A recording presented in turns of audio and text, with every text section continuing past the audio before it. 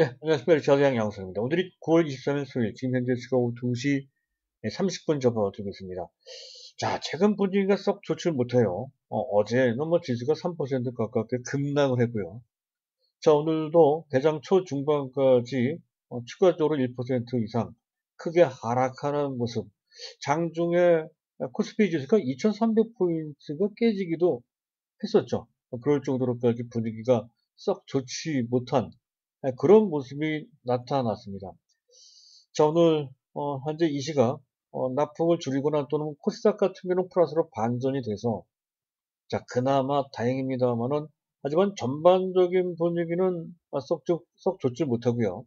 또 시장의 일각에서는 추가적인 조정, 심지어는 향후 3개월 내지 또는 그 이상 길게 또 추가적으로 그 낙폭도 깊어지는 그런 조정이 나올 수도 있다라고 하는 그런 시각까지 제시되고 있습니다. 자, 그 점을 결코 우리가 간과할 수는 없죠. 어쨌든 현재 이러한 조정이 다분히 기술적 조정, 가벼운 조정이다 이렇게 볼 수 있는데요. 만약에 그렇다고 한다면 또 심각한 조정이 아닌 가벼운 조정이라 했을 때는 더욱더 지수는 지수대로 약할지 몰라도 그러나 시장 내 어떤 특정한 테마, 뭐 2차 전지면 2차 전지, 뭐 아니면 바이오면 바이오, 뭐 그런 식으로 말이죠. 어떤 특정 테마나 또는 어떤 재료를 갖고 있거나 그 이슈에 현재 그 관계에 있는 그런 개별 종목들의 시세는 시장 분위기와는 별도로 그 시세를 분출하는 강세가 나올 수도 있습니다. 하지만 최근에 우리 시장을 보면 그런 모습이 잘 발견되지 못하고 있죠. 시장 전체적인 지수 흐름이나 또는 그와 관련된 분위기가 만들어졌을 때 거의 모든 개별 종목까지도 그러한 영향권 내에 속하는 영향을 받는 그런 모습이 나타나고 있습니다. 그만큼 개별 종목들 시세까지도 시장 흐름에 동참할 정도로까지 전체 시장은 상당히 대중화되어 있다는 것이죠. 그럴 때일수록 어떤 특정 테마나 종목 그걸 분석하기에 앞서서 시장을 판단하는 것이 더 급하다고 할 수가 있겠습니다. 시장 현재 왜 이런 식으로 조정을 받는지 향후 어떻게 될 것인지에 대한 전반적인 윤곽을 잡는 것부터 시작을 해야 된다는 거죠.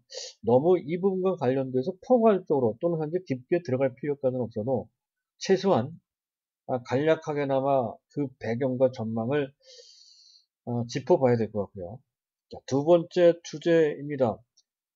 자, 테슬라의 배터리 데이. 우리한테는 상당히 중요한 이슈가 되겠죠.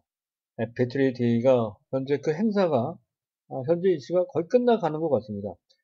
자, 그랬을 때 테슬라 배터리 데이와 관련된 시장 내 영향은 어떨 것인지 그와 관련된 우리의 투자 전략은 또 어떻게 가져갈 것인지에 대한 내용을 좀 파악해 둘 필요가 있다는 것이고요.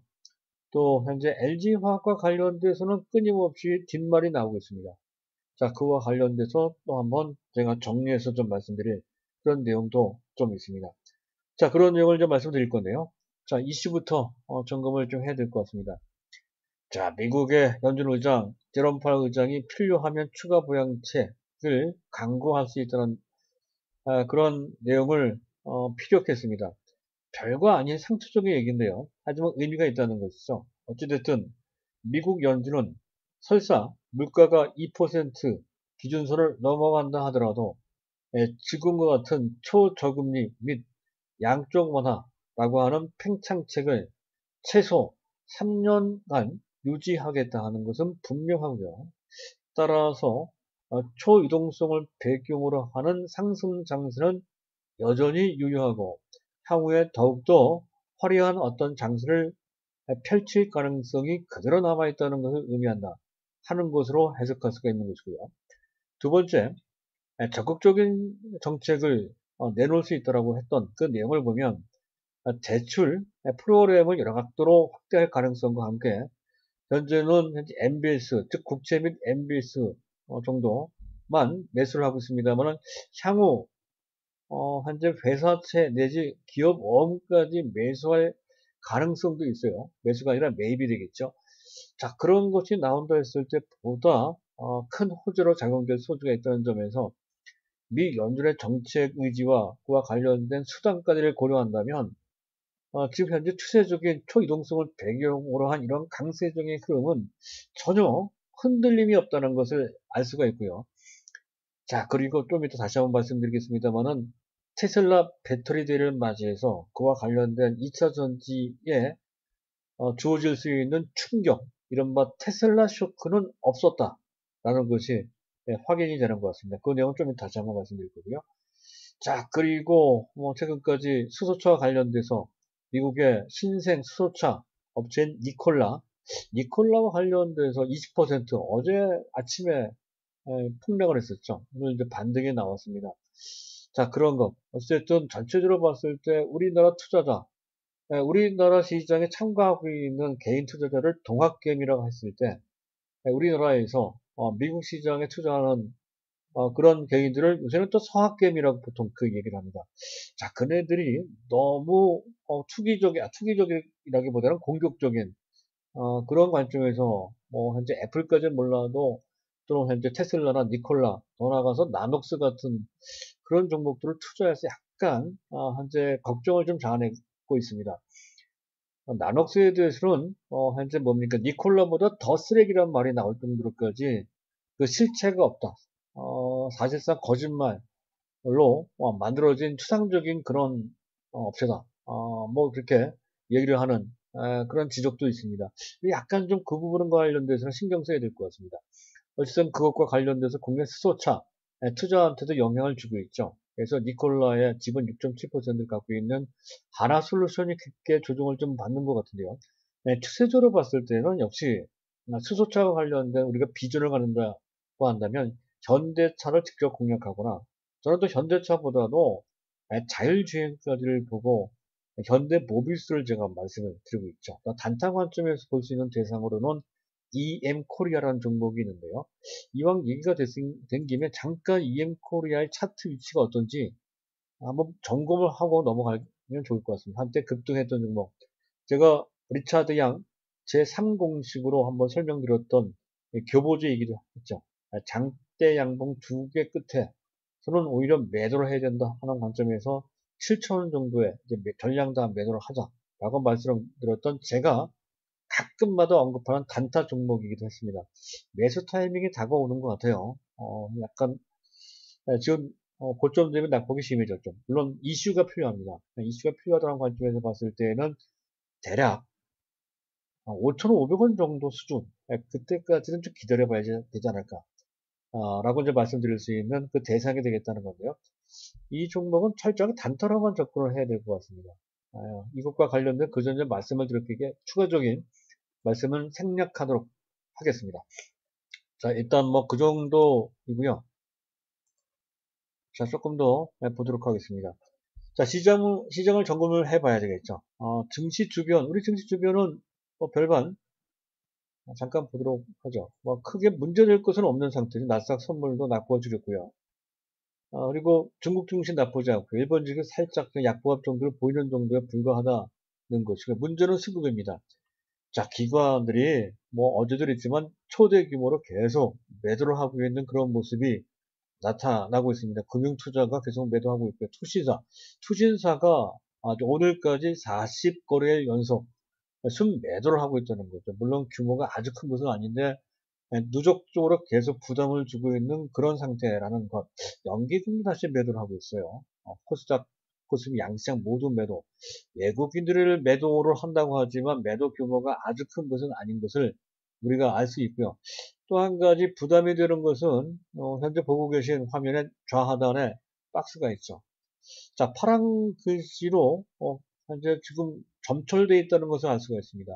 오늘까지 20거래일 연속 프로그램 매도가 쏟아져 나오고 있다는 것이죠. 최근 우리 증시 조정을 봤는데 수급상 가장 큰 부담을 주는 그 수급 주체가 이 프로그램 매도가 되겠습니다. 프로그램 매도가 그 20거래일 동안 연속 누적 7조 원 정도가 단기간 쏟아져 나왔다는 것이죠. 일평균 3,600억 원이나 계속 쏟아져 나오니 아무리 일반 개인들이 그 물량을 받아준다고 하더라도 그 한계에 봉착될 수밖에 없다라고 하는 것이 이 조정 배경 중에 하나가 된다는 것.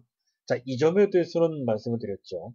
요거와 관련 다시 한번 부연 설명할 내용이 좀 있습니다. 근데 이런 매도세가 거의 현재 소진돼 가고 있다는 내용이 주된 내용이 되고 있습니다. 바로 그것 때문이라도 아마도 이런 조정세는 명절, 추석 연휴가 끝난 다음, 즉 10월 달부터는 풀릴 것이다 라고 하는 희망을 충분히 가질 수가 있다는 것이 되겠습니다.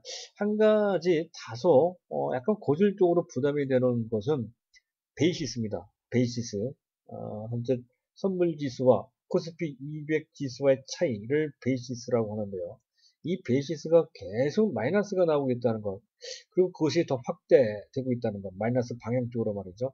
이렇게 되면 프로그램 매도가 계속 나온다는 건데, 프로그램 매수가 되기 위해서는 콘텐고, 즉 한 선물지수가 더 높아야 됩니다. 플러스가 나와야 된다는 것이죠. 그런 모습이 지난 3월달 이후에 단 한 번도 거의 안 나오고 있습니다. 그런데 연말이 되면 그렇게 되지 않을까라고 하는 기대를 좀 가져볼 수가 있는데 지금 당장은 상당한 부담으로 수급을 압박하고 있다는 것이죠. 그 부분은 당장은 현재 악재로 작용되고 있는 그런 상황이라는 것까지 이제 먼저 말씀드리도록 하고요. 자, 그 다음에 시장 판단을 좀 해보도록 하죠. 일단 최근 우리 시장의 특징을 보면 개인들, 동학개미라고 하는 이런 개인들의 매수 파워가 좀 약화됐습니다. 그러다 보니까 지수도 끌어당기지 못할 뿐더러 일반 개인들이 선호하는 대중적인 테마나 또는 현재 보면 선도주들의 주가 흐름이 썩 좋지 못하죠. 자, 그리고 기관들의 매도가 이게 참 부담이 됩니다. 지난 6월 8일 종합지수가 한 단계 올라갔던 그 이후입니다. 그 이후에 잠깐 차트를 보도록 하죠. 종합지수 차트인데요. 지난 6월 8일, 이때가 8월달이고요. 이때 지금 6월 8일 이때입니다. 종합지수 2200포인트 돌파했을 때 당시부터 현재까지 약 3개월 넘게 3개월 보름 근 4개월 될 때까지 기관들이 매도가 상당히 심하게 나타났다는 것이죠. 거의 16조 원 정도, 오늘까지 합하면 거의 16조 정도가 되는데요. 그 매도 주체 하나하나를 들여다보면 각각 나눠서 매도했다는 것을 알 수가 있습니다. 금융투자, 증권사 쪽이죠. 연기금, 그리고 투신사, 자산운용사죠. 자, 이들 3대 주체가 각각 3조 내지 4조씩 매도했다는 것이고요. 또 앞서 얘기했던 것처럼 프로그램 매도가 20거를 연속 순매도, 누적 3조, 7조 넘게 매도 나왔다는 것 등이 최근 우리 시장의 일반 개인들의 어떤 파워를 약화시키는데 결정적인 어떤 부정적 영향을 준 것이다. 그렇게 판단이 됩니다. 이런 특징을 갖고 있다는 것이죠. 그리고 앞서 얘기했던 것처럼 테마 형성, 또 개별 종목 시세, 이 동반성 같이 움직입니다. 지수 따라서 시장도, 또 시장 그 테마 장세도, 개별 종목 시세도 현재 같이 영향을 받는다는 것은 그만큼 일반 개인들이 상당히 폭넓게, 상당히 막강하게 참여함에 따라서 대중화된 그런 상태가 됐기 때문에 그 전에 보기 힘든 지금과 같은 동반해서 같이 움직이고 같이 떨어지는 약간은 묻지마 형식의 그런 분위기가 만들어졌다는 거, 이게 시장의 특징입니다. 자, 그리고 최근에 이런 조정폭의 약세 원인을 짚어보면 악재가 꽤 많아요. 어느새 악재가 이렇게 많이 중첩되고 있습니다. 악재는 몰려온다는 얘기가 있죠. 악재 한 개만 오는 것이 아니라 악재가 한꺼번에 다 같이 온다는 뜻이 되겠습니다. 자, 미국 증시가 기술적 거품론이 끊임없이 나오고 있고요. 또 미국의 퇴직연금 등 연금 등의 주식비중이 너무 높아서 조절을 좀 비정조를 해야 된다는 얘기, 그것 때문에 추가적인 조정에 충격이 있을 수 있다는 얘기가 나오고 있고요. 또 영국을 중심으로 해서 유럽에 코로나가 재확산되고 있다는 것도 문제가 되고 있고요. 또 미중 갈등 문제가 쉽게 봉합이 안 되고 있는 상태라는 것과 또 5차 보양책이 아직까지도 난항을 겪고 있다는 것도 그렇고 미국 대선과 관련된 불안감이 좀 있죠. 또 국내 기관 대규모 매도, 앞에서 말씀드렸던 것처럼 그렇게 매도를 하고 있다는 것도 그렇고 또 한 가지는 파생상품 변수가 있는 데다가 또 MSCI 리밸런싱도 좀 있죠. 그것도 아직까지도 부정적인 영향을 좀 주고 있는 것으로 보이고요. 또 명절을 앞두고 있기 때문에 그와 관련돼선 현재 이익 실현이라고 하는 그런 부담과 함께 또 양도세 기준선, 대주주 기준선도 기존 10억에서 3억으로 대폭 낮춰주는 것도 부담이 되는 측면도 있죠. 이런 현재 악재들이 상당히 다양하게 나오고 있는 상태라는 것인데요. 하지만 그런 악재들 하나하나가 다 무시할 수 없는 그런 악재라 하더라도 여태까지 흐름을 부정하는 심각한 그런 악재는 전혀 아니라는 것이죠. 어쨌든 초유동성 환경은 지속될 수밖에 없다는 것. 여기서 한 가지 말씀드리고 싶은 것은 다른 건 물론 이거 한 가지는 알아두실 필요가 있습니다. 부의 효과라고 해요. 인위적으로 자산 버블을 유도시켜서 경기 활성화를 도모하는 것을 부의 효과 내지 자산 효과, 웰스 이펙트라고 합니다. 사실 이 부분과 관련돼서는 버냉키의 양적 완화가 얘기 나왔을 때부터 말이 많았던 건데요. 하지만 버냉키 거쳐서 최근에 이르서까지 제니 앨런까지 말이죠. 이 부분은 검증이 되면서 상당히 필요적이고 그리고 추가적으로 또는 구조적으로 지속해야 된다는 얘기까지 나오고 있습니다. 이미 검증된 내용을 검증된 정책을 지금 현재 구현하는 것이거든요. 그래서 이미 요단강을 건너간 상태입니다. 돌이킬 수 없다는 것이죠. 그 방향으로 가면 계속 그 방향으로 더 갈 수밖에 없는 것이 부의 효과를 노리는 이른바 팽창적 한 통화 정책입니다. 그래서 이 방향으로 물꼬를 튀어놨기 때문에 계속 그런 방식으로 몰고 나갈 수밖에 없는 구조적 환경이 만들어지고 있다 하는 것이고 이걸 배경으로 해서 고밸류, 즉 기술주가 고평가되어 있다 하는 것도 충분히 정당화된다는 거죠. 그래서 과거엔 PER을 기준으로 했지만 향후에 꿈의 기울기에 투자를 하라 하는 식으로 해서 PDR이라는 개념이 나오고 있죠. Per Dream Ratio라고 합니다. Per Dream to Ratio. 그래서 PDR 개념을 쓰고 있는데 이거 약간 좀 과장되어 있는 것 같은데 어쨌든 그런 식으로 현재 지금 고평가되어 있는 것이 정당화되고 있는 분위기로 가는 것만큼은 필연적입니다. 따라서 현재 많이 올라갔다 하는 것, 많이 올라간 그 자체를 다소 속도상의 문제는 있을지언정 방향은 전혀 문제가 안 됩니다. 따라서 이걸 우리가 견디면 된다는 것이죠. 그와 관련된 현재 뭡니까 이 기본적인 어떤 개념에 대한 무장을 좀 해 놓으실 필요가 있다는 것 먼저 말씀드리도록 하고요. 거기까지만 말씀드릴게요. 그리고 단기적으로 봤을 때 국내 기관들 매물들이 계속 쏟아지고는 있지만 여기도 한계에 이를 수밖에 없다는 것이죠. 정확하게 남아있는 그런 매물 수준이 규모가 어느 정도 되는지 파악하기는 어렵습니다. 하지만 연기금을 중심으로 봤을 때는 거의 다 소진된 것으로 판단이 되고 투신도 마찬가지입니다. 금융투자만 약간 다른데 금융투자는 매도를 상당히 많이 했거든요. 금년 들어서 거의 7조 이상을 매도한 그런 상태로 한다면 역시 금융투자도 추가적으로 내놓을 물량 규모는 현재 그렇게 크지는 않다. 다 합쳐봐야 3조 내지 많게는 5조 그 기관 통틀어서 말이죠. 그런 정도는 국내 일반 개인들의 대기 밀수하면 50조가 되니까 큰 문제 되지 않는다는 것이고 그리고 외국인들로 돌아올 수 있는 소리가 상당히 크다는 것이죠. 그래서 제가 말씀드리는 건데요. 코스피의 1차 지지선은 현재 보고 계신 화면에 우하단에 나타난 코스피 일봉 차트에서 볼 수 있듯이 현재 옆으로 그어놓은 수평선 두 개가 있죠. 그 위에 있는 선이 2300이고요. 그 밑에 있는 선이 2200입니다. 자, 위에 있는 2300이 1차 지지선이고요. 그 밑에 있는 선이 2차 지지선 2200입니다. 웬만하면 2300 정도에서 지지받을 것 같고요. 조금 더 하락하는 한이 있다 하더라도 2200 정도에서 충분히 방어가 된다 하는 것이고 조정 기간도 그렇게 길지는 않을 것 같습니다. 이번 주에 끝날 가능성이 다분히 있고요. 어쨌든 그렇지 않다 하더라도 한 2주 내지 길어봐야 3주 정도 따라서 10월달 되면 다시 N자 형태로 가닥을 잡고 상승 추세를 만들 것이다 라고 충분히 판단이 됩니다. 일단 그런 정도만 보시도록 하고요. 자, 마지막으로 현재 그 테슬라의 배터리에 대해 설명을 드릴까 합니다. 결국 우려했던 테슬라의 배터리데이, 테슬라 쇼크라고 합니다.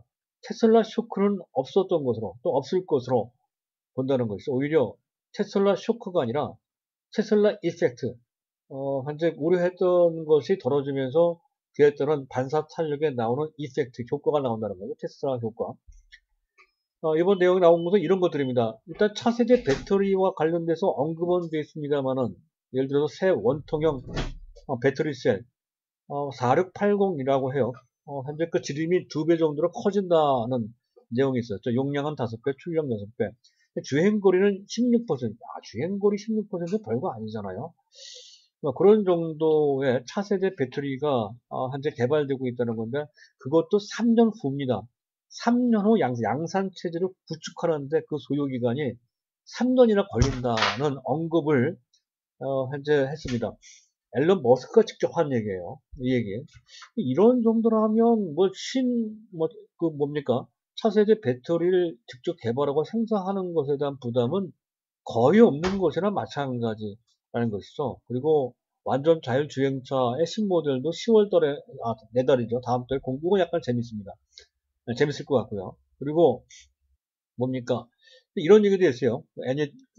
머스크가, 앨런 머스크가 배터리가 전기차 시장이 급성장을 하면서 현재 그에 소요되는 그 배터리가 공급 부족한 상태, 2020년도, 22년도, 앞으로 2년 후죠. 절대 공급이 부족하는 상황이 될 것이 이렇게 언급을 했는데요. 이 내용도 약간 다릅니다. 내년부터 모자랄 것 같아요. 내년부터. 벌써 금년부터 그럴지도 몰라요. 왜냐하면 LG화학의 지난 2분기 영업이익이 분기에 1,555억이 나왔습니다. 그럴 정도로 현재 수요보다 공급이 딸리는 상태가 되고 있다는 거죠. 그것이 내년부터 본격화된다. 이런 관점에서 본다면 2022년도가 아닌 그보다 한 해, 1년 앞당겨진 내년부터 본격적으로 될 것이라는 것과 더불어서 앨런 머스크가 얘기한 것 중에 중요한 내용이 있습니다. 지금 신제품, 차세대 신기술을 개발하는 것도 개발하는 거지만 양산이 중요하다 했고요. 양산을 할 때 결국에는 파나소닉이나 CATL, LG화학, 현재 기존 거래업체죠. 공급받고 있는 업체입니다. 이쪽에 공급을 줄이는 것이 아니라 더 늘리겠다라는 뜻을 표명을 했습니다. 이 얘기는 그 전에 우리가 예상했던 내용과 거의 일치되는 내용이죠. 신기술을 개발하는 것도 개발하는 것이지만 이제 이 전기차 시장이 이제 본격적으로 대중화되는 첫 단계, 현재 지금 초기이기 때문에 양산하는 것이 중요하다. 시장을 선점하는 것이 중요하다라고 이제 말씀드렸던 내용과 일맥상통하는 얘기가 되겠습니다. 따라서 테슬라 쇼크 이기는커녕 오히려 그 바람에 테슬라 이펙트가 생길 수 있는 그러한 내용이 됐다. 이런 것을 우리가 이해를 해야 되고요. 어쨌든 앞서 얘기했던 그런 내용입니다.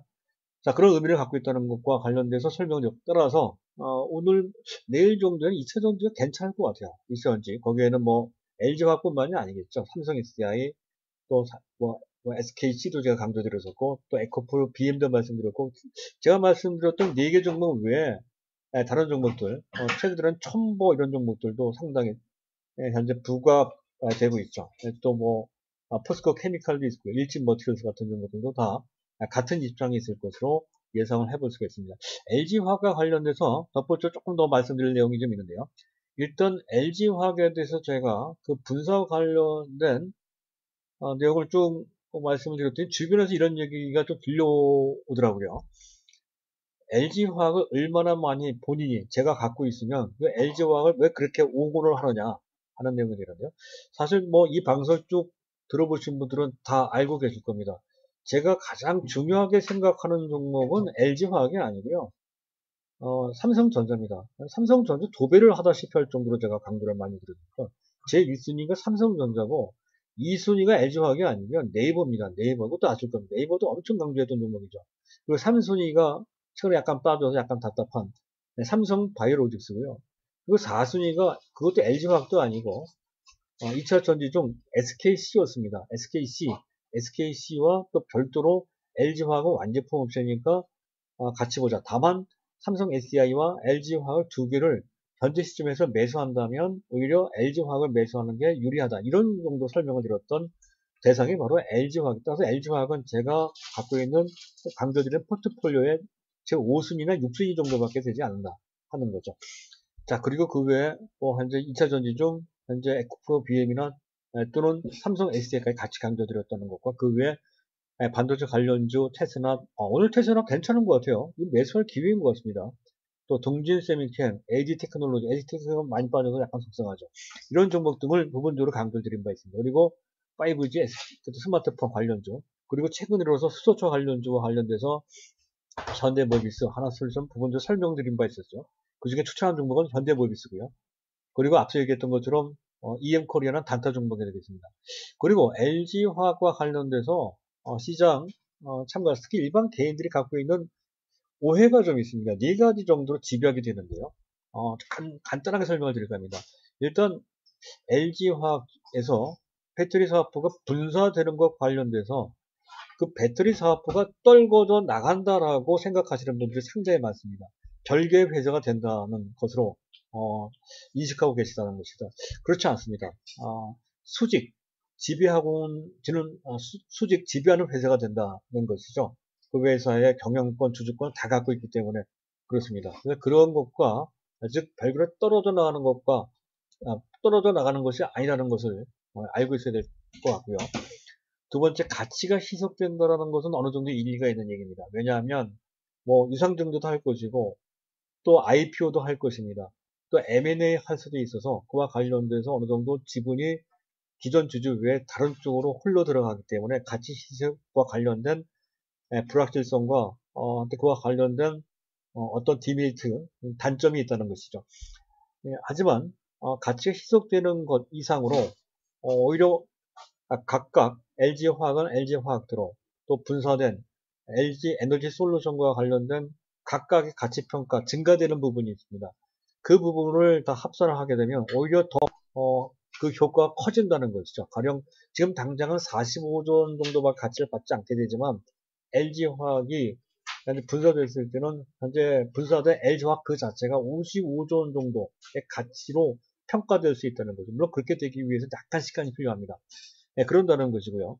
그리고 주변 사례, 뭐 SK나 삼성물산 같은 다른 대기업의 지주회사와 비교를 하는 경향이 좀 있습니다. 즉, 그들 지주회사는 자회사의 가치를 자기네 주가에, 자기네 시총에 제대로 반영하지 못하고 있는 것으로 봤을 때, 이번에 그 모회사 역할을 하는 LG화학도 마찬가지일 것이 아니냐라고 하는 지적인데, 이 부분은 전혀 다릅니다. 현재 SK나 삼성물산은 사실상 자기 본업이 약하거나 또는 본업과 관계없는 현재 페이퍼 컴퍼니나 마찬가지라는 것이죠. 하지만 LG화학은 LG그룹 중에서 가장 중요한 회사입니다. 가장 퇴직하고 돈을 잘 버는 회사고요. 또 성장 잠재력도 아주 뭐 큰 것 이렇게 얘기하기는 어렵지만 탄탄한 성장 잠재력이 갖춰진 LG그룹 중에서 가장 중요한 1등주라는 것에서 삼성물산이 삼성그룹에서 가장 중요한 회사가 아닌 것처럼 또 SK그룹에서 가장 중요한 회사가 뭐 SK이노베이션 정도는 될지 몰라도 SK라고 볼 수는 없습니다.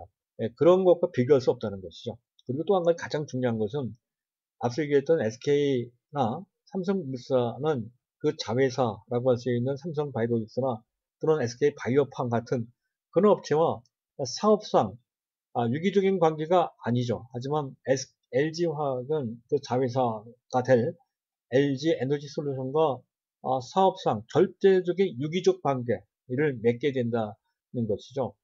현재 LG화학 자체가 모든 화학 소재 또 정보 소재의 원천 기술력을 갖고 있기 때문에 더욱더 상당히 에너지 솔루션과 그 사업상 유기적인 관계 이렇게 생각하시면 됩니다. 즉 LG화학의 지금 2차 전지 사업부가 세대주, 세대 독립이라는 말이 있잖아요. 세대주 독립 신고를 하긴 했지만 밖에 나가서 분가하는 것이 아니라 내가 데리고 사는 그런 자식 같은 존재가 된다는 것이죠. 그래서 이익도 공유하게 되고 사업도 공유하는 수직 지배 회사가 된다. 이런 관점으로 내가 데리고 사는 자식이다. 이렇게 보시면 된다는 것이죠.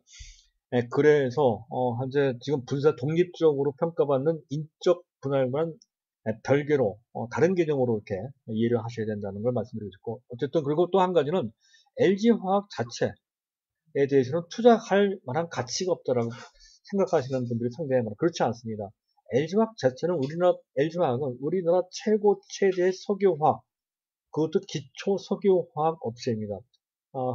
실적 괜찮죠. 전망이 결코 나쁘지도 않습니다.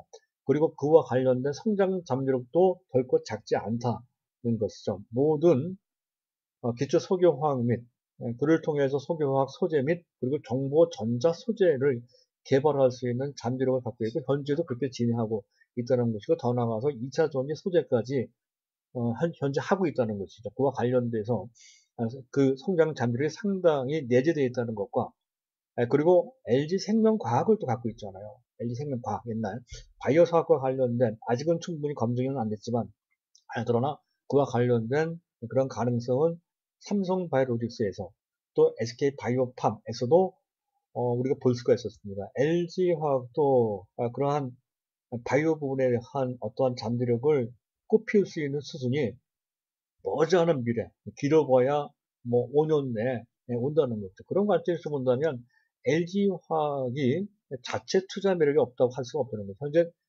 롯데케미칼의 시가총액이 약 7조 원 정도 됩니다. 적어도 그 이상, 약 한 3배 이상, 한 20조 정도의 가치는 충분히 나올 수 있다는 것이죠. 그런 것까지 감안한다면 LG화학의 배터리 사업부가 분사된다고 하더라도 LG화학의 가치가 떨어지는 것이 아니라 더 좋은 기회가 주어지는 중장기적으로는 그 전에 말씀드렸듯이 첫날 말씀드렸었죠.